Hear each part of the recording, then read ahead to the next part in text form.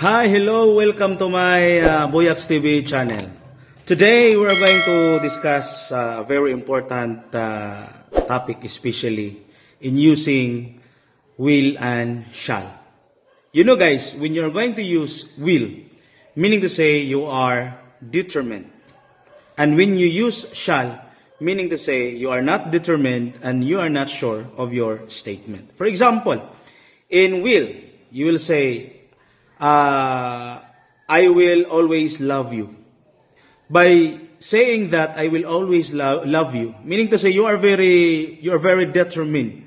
You are very sure that you love that girl or that woman or that man, no?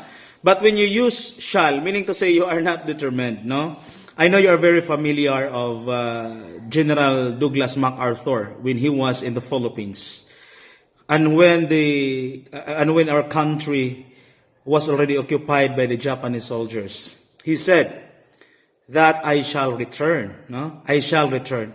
In that statement, General Douglas MacArthur was not sure of that he could come back in the Philippines at that time.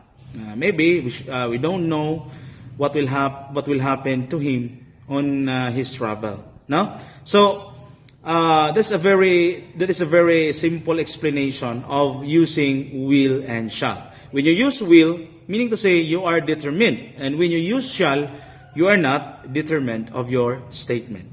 I hope guys you learned something from me, and thank you so much.